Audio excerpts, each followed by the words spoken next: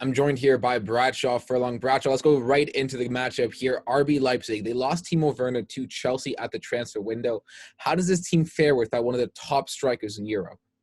I think it's going to be very tough for RB Leipzig. I do think they can handle it, but it will be tough. Our Timo Werner scored 28 goals during the Bundesliga campaign, and obviously that was the second most in the Bundesliga behind Robert Lewandowski, a world-class striker. So they do have two guys, Marcel Spitzer and Patrick Schick, who combined for 19 goals during that campaign as well. So they're not completely dead, but they do have the horses to help out. But I think it'll be very tough losing a star like that.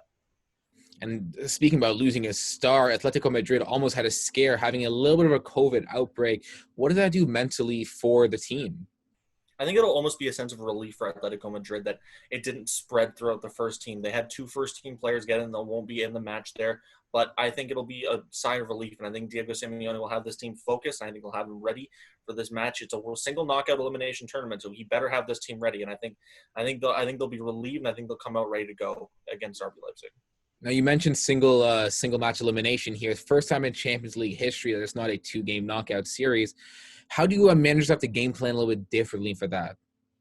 I think it'll be a very interesting contrast in styles because Diego Simeone, he plays his very defensive style. He plays his 4-4-2, and he does that consistently.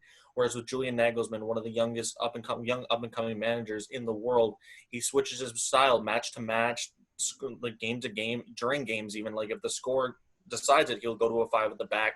He'll go to 3 at the back if he needs a little bit more offense. So I think you'll see more of a change on the RB Leipzig side. I don't think you'll see much of a difference from what you've seen throughout Diego Simeone's basically entire tenure at Atletico Madrid. But I think you'll see some different stuff from Julian Nagelsmann, especially without Timo Werner. You'll have to get a little creative.